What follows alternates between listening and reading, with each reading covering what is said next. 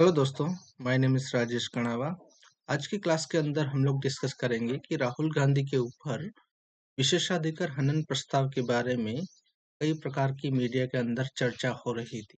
तो ये संसद के अंदर विशेषाधिकार हनन प्रस्ताव होता क्या है, संविधान के अनुसार के बारे में हम देखते हैं। कैसे राहुल गांधी के ऊपर कई प्रकार के बीजेपी के जो मंत्री होते हैं उनके द्वारा ये मीडिया के अंदर बयान बार-बार दिया जा रहा है कि राहुल गांधी के खिलाफ विशेषाधिकार हनन प्रस्ताव संसद के अंदर लाएंगे। तो विशेषाधिकार हनन प्रस्ताव के अंदर क्या ऐसी चीजें हैं जो संसद के व्यक्ति के खिलाफ कार्रवाई की जाती है विशेषाधिकार हनन के द्वारा। तो विशेषाधिकार हनन क्या होता है? तो भारत की प्रत्येक संसद और राज्य विधानमंडल को विशेष अधिकार प्राप्त है संविधान के अनुसार। तो इन्हीं के आधार पर विशेषाधिकार हनन की कार्रवाई होती है। सबसे पहले हम देखेंगे कि आर्टिकल 105 के अंदर संसद के विशेषाधिकार क्या-क्या होते हैं। ठीक है? तो कोई भी संसद का सदस्य होता है, उसको कई प्रकार के विशेष अधिकार प्राप्त होते हैं संसद के आर्टिकल 105 के अंदर। ठीक है? इसके अनुसार जो व्यक्ति होता है उसको भाषण की स्वतंत्रता रहेगी। जो कोई भी संसद का सदस्य होता है को भाषण देने की पूर्ण स्वतंत्रता। ठीक है?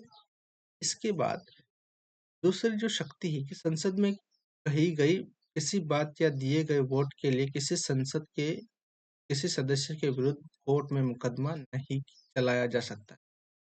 कोई भी संसद का सदस्य होता है वो संसद के अंदर की है कही गई बात के अकॉर्डिंग उसके विरुद्ध कोर्ट के अंदर मुकदमा नहीं चलाया जा सकता।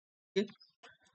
इसके बाद संसद और उसके सदस्यों के अन्य विशेष अधिकार होंगे जो संसद द्वारा कानून से निर्धारित किए गए। संसद के अंदर जब कानून संविधान बना होगा तब उसके अकॉर्डिंग संसद और उसके सदस्यों के कुछ विशेष अधिकार प्राप्त होते हैं। ठीक है? दूसरी बात है राज्यों के अंदर विशेषाधिकार आर्टिकल 194 के अंदर मौजूद है। ठीक है? तो विधानसभा और विधान परिषद के सदस्यों के समान प्रकार के अधिकार 194 आर्टिकल के अंदर पाए जाते हैं। ठीक है?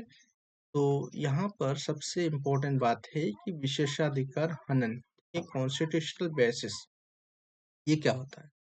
यदि कोई संसद का सदस्य या राज्य विधानमंडल का सदस्य, ठीक है, संवैधानिक विशेषाधिकारों का उल्लंघन करता है, ठीक है, उसको हम लोग क्या बोलते हैं? विशेषाधिकार हनन माना जाता है। ठीक है? कोई भी व्यक्ति सदन के अंदर या विधानमंडल के अंदर कुछ ऐसी बात बोलता है जो संवैधानिक अधिकारों का दुरुपयोग या उल्लंघन ऐसा लगता है। ठीक है? वो क्या होता है? कॉन्स्टिट्यूशनल बेसिस या विशेषाधिकार हनन होता है। जैसे कि कोई मंत्री सदन में जानबूझकर गलत जानकारी देता है। ठीक है? कोई मंत्री या नेता जो सदन के अंदर कुछ कार्रवाई के दौरान कुछ गलत डाटा या गलत इंफॉर्मेशन देता है तो हम लोग क्या बोलते हैं? विशेषाधिकार हनन। दूसरी बात है कि कोई व्यक्ति या सदस्य संसदीय कार्य में कुछ काम करने में रुकावट डालता है तो उसको भी हम लोग क्या बोलते हैं? विशेषाधिकार हनन। तीसरी बात है कि सदन की कार्रवाई को गलत तरीके से प्रस्तुत किया जाता है। कोई व्यक्ति या सदस्य संसद का या विधानमंडल का वो गलत तरीके से उसकी कार्रवाई को प्रस्तुत करता है तो उसको हम लोग बोलते हैं विशेषाधिकार हनन हुआ है संसद। तो इसके लिए किसी भी संसद के सदस्य के ऊपर क्या दंड के अधिकार है, क्या पनिशमेंट मिलती है, तो संसद का संविधान में संसद और विधानमंडल को यह अधिकार देता है। हमारा जो संविधान है वो संसद और विधानमंडल को यह अधिकार देता है कि वो अपने विशेषाधिकारों की रक्षा स्वयं करे और हनन करने वाले व्यक्ति को दंडित करे। ठीक है? या चेतावनी या निंदा या कारावास की सजा हो सकती है। ठीक है? तो विशेषाधिकार की हनन की पूरी व्यवस्था 105 और 194 है। ठीक है? तो इसका मुख्य उद्देश्य क्या-क्या होता है?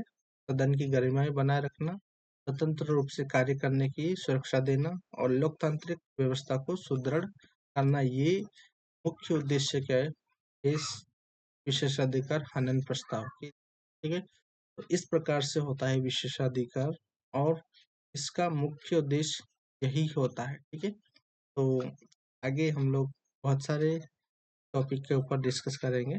तो थैंक यू सो मच।